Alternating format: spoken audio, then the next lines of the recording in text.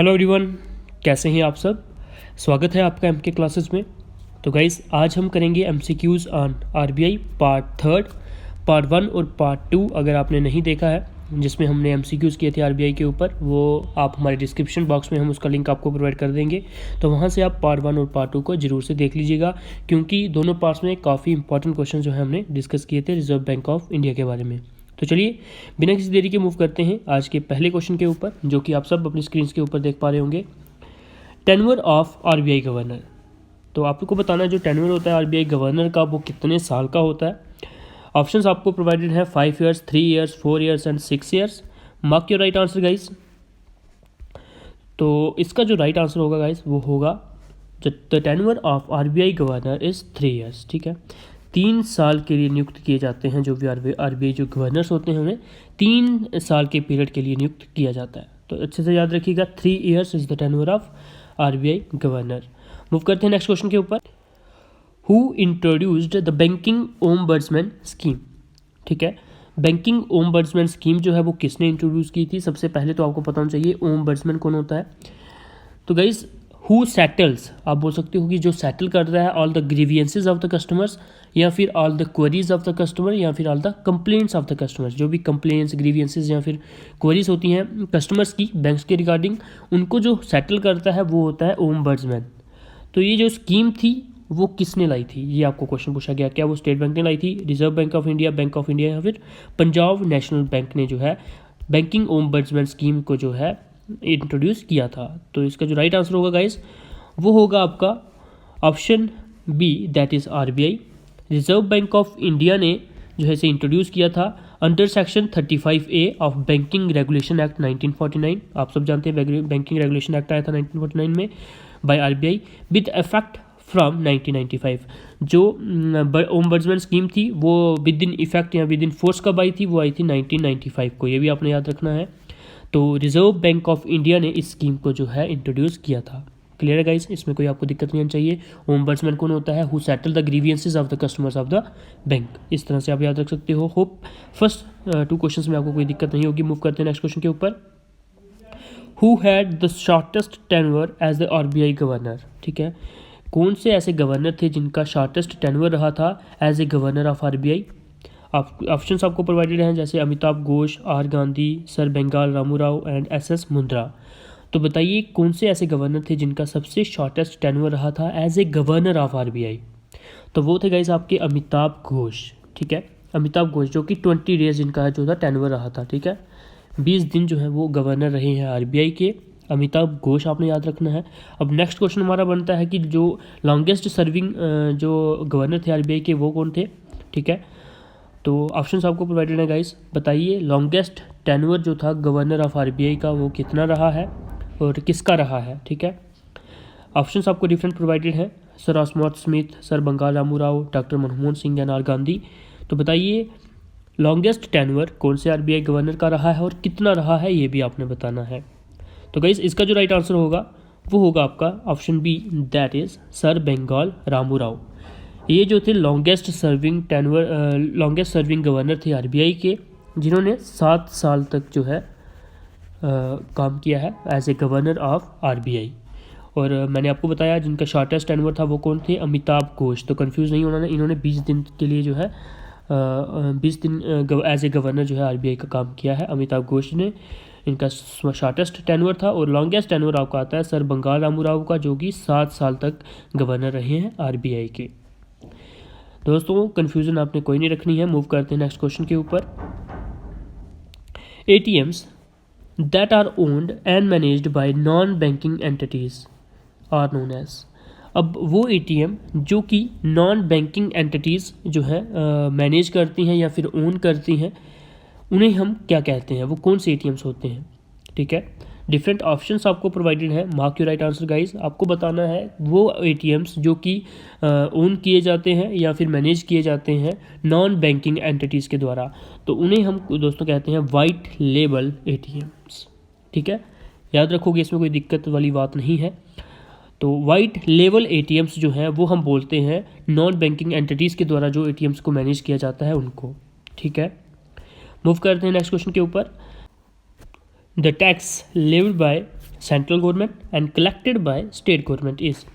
आपको बताना है वो टैक्स जो कि लेविट किया जाता है सेंट्रल गवर्नमेंट के द्वारा बट कलेक्ट किया जाता है स्टेट गवर्नमेंट के द्वारा, वो कौन सा टैक्स होता है।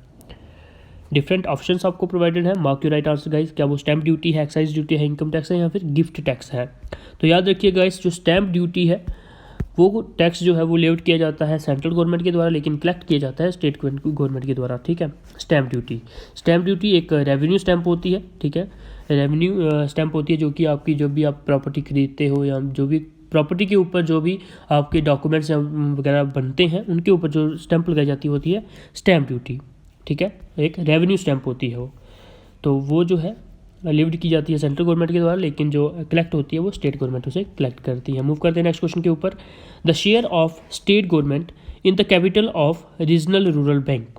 आपको बताना है द शेयर जो होता है स्टेट गवर्नमेंट का in the capital of regional rural bank में वो कितना होता है, ठीक है। रीजनल रूरल बैंक का दोस्तों मैं आपको बता दूं ये एक गवर्नमेंट बैंक होते हैं जिसमें सेंट्रल गवर्नमेंट का जो हिस्सा होता है वो होता है 50%, जहाँ फिर आप शेयर बोल सकते हो।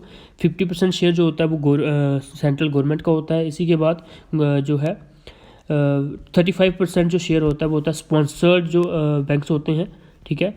स्पॉन्सर्ड बैंक का जो है 35% शेयर होता है और 15% शेयर होता है स्टेट गवर्नमेंट का। क्लियर है गाइस। 50% जो शेयर होता है वो होता है गवर्नमेंट ऑफ इंडिया का, 35% शेयर होता है स्पॉन्सर्ड बैंक्स का और 15% शेयर होता है स्टेट गवर्नमेंट का। किसमें? रीजनल रूरल बैंक्स में, ठीक है, जो कि गवर्नमेंट ओन्ड होते हैं, ठीक है। फुली गवर्नमेंट ओन्ड बैंक्स होते हैं ये। तो होप आपको इसका ऑप्शन तो क्लियर हो गया होगा कि 15% जो है स्टेट गवर्नमेंट की जो है इसके रीजनल रूरल बैंक की कैपिटल में हिस्सेदारी होती है। मूव करते हैं नेक्स्ट क्वेश्चन के ऊपर। The largest revenue in India is obtain from. सबसे ज़्यादा जो रेवेन्यू इंडिया ऑब्टेन करता है वो कहाँ से ऑब्टेन करता है? क्या वो रेलवे से करता है, एक्साइज ड्यूटी से करता है, सेल टैक्स से करता है या फिर डायरेक्ट टैक्सेस से करता है? तो बताइए जो लार्जेस्ट रेवेन्यू आता है इंडिया में वो कहाँ से आता है? होप इसका जो है आपने राइट आंसर मार्क कर दिया होगा गाइस। तो इसका जो राइट आंसर है वो है एक्साइज ड्यूटी, ठीक है। एक्साइज ड्यूटी से जो है लार्जेस्ट रेवेन्यू जो है इंडिया का वो ऑब्टेन होता है या फिर आप बोल सकते हो कलेक्ट होता है। एक्साइज ड्यूटी याद रखना गाइस आपने, ठीक है। कंफ्यूज नहीं होना है किसी भी क्वेश्चन में। मूव करते हैं नेक्स्ट क्वेश्चन के ऊपर। नेक्स्ट क्वेश्चन आपका आता है the tax levied by local government. Local government के द्वारा जो टैक्स लिया जाता है that is municipal corporation and municipalities के द्वारा, वो कौन सा होता है? क्या वो इनकम टैक्स होता है, वेल्थ टैक्स होता है, हाउस टैक्स होता है या फिर गिफ्ट टैक्स होता है? तो गाइस याद रखिएगा लोकल गवर्नमेंट के द्वारा जो टैक्स लिया जाता है, फॉलोइंग में जो ऑप्शंस आपको प्रोवाइडेड है इनमें जो है हाउस टैक्स जो है वो आपकी जो है लोकल गवर्नमेंट के द्वारा लिया जाता है। जो प्रॉपर्टी टैक्स है वो भी जो है किसके द्वारा लिया जाता है? लोकल गवर्नमेंट के द्वारा जाता है। प्रॉपर्टी हो गया, हाउस टैक्स हो गया, ये जो होते हैं वो लोकल गवर्नमेंट के द्वारा जो है कलेक्ट किए जाते हैं। क्लियर है गाइस। तो हाउस टैक्स यहाँ पे आपका जो है राइट आंसर हो जाएगा गाइस। मूव करते हैं नेक्स्ट क्वेश्चन के ऊपर। What is the major share in the revenue of state government? अब स्टेट गवर्नमेंट की जो रेवेन्यू में मेजर शेयर जो है वो कहाँ से आता है, ठीक है। तो major share in the revenue of state government is obtain from which of the following? Different options आपको प्रोवाइडेड है, mark your right answer guys. क्या वो स्टैम्प ड्यूटी से आता है, एक्साइज ड्यूटी से आता है, सेल टैक्स से आता है या फिर इनकम टैक्स से आता है? तो इसका जो राइट आंसर होगा गाइस वो होगा आपका सेल्स टैक्स। ऑब्वियस है, सेल टैक्स से ही जो है किसी स्टेट का जो है मेजर शेयर जो है रेवेन्यू का वो आता होगा, ठीक है ना। मूव करते हैं नेक्स्ट क्वेश्चन के ऊपर। Who will settle the grievances of customers of the bank? अभी हमने फर्स्ट या सेकंड क्वेश्चन जो था हमारा वो इसी के ऊपर था कि जो ग्रीवियंसेस या फिर कंप्लेंट्स जो होती हैं कस्टमर्स ऑफ बैंक्स की, उनकी जो कंप्लेंट्स हैं उन्हें सेटल कौन करता है? क्या वो रिजर्व बैंक ऑफ इंडिया करता है, स्टेट बैंक ऑफ इंडिया करता है, लोकल कोर्ट्स करते हैं या फिर ओम्बड्समैन करता है? तो गाइस जो भी ग्रीवियंसेस होती हैं कस्टमर्स ऑफ बैंक्स की या फिर जो भी कंप्लेंट्स या क्वेरीज होती हैं उनकी, उन्हें हैंडल करता है ओम्बड्समैन, ठीक है। ओम्बड्समैन जो है उसे हैंडल करता है या फिर सेटल करता है, इसका यही काम है। तो ये हमारा आ गया इसका राइट आंसर। मूव करते हैं नेक्स्ट क्वेश्चन के ऊपर। Bank rate is decided by which of the following? जो बैंक रेट होता है वो कौन डिसाइड करता है? वो आपको बताना है। डिफरेंट ऑप्शंस आपको प्रोवाइडेड है, आपको बताना है bank rate is decided by which of the following. Options आपको प्रोवाइडेड है reserve bank of India, government of India, state bank of India and security and exchange board of India. तो hope आप सब ने इसका राइट आंसर मार्क कर दिया होगा गाइस। तो याद रखिएगा, जो बैंक का रेट होता है वो डिसाइड किया जाता है आपका रिजर्व बैंक ऑफ इंडिया के द्वारा, ठीक है। रिजर्व बैंक ऑफ इंडिया जो है वो डिसाइड करता है bank rate. Clear guys, reserve bank of India जो है इस क्वेश्चन का राइट आंसर हो जाएगा। ये थे हमारे कुछ जो क्वेश्चन हमारे छूट रहे थे। तो टोटल 3 पार्ट्स में हमने जो है आरबीआई के जो एमसीक्यूज़ थे उनको कवर किया है। नियर अबाउट 40 to 50 जो एमसीक्यूज़ हैं वो हमने कवर करे होंगे दोस्तों। तो अगर आपने पार्ट 1 पार्ट 2 नहीं देखा है तो वो ज़रूर से देख लीजिएगा। डिस्क्रिप्शन में मैं आपको उन दोनों वीडियोस का लिंक प्रोवाइड कर दूंगा।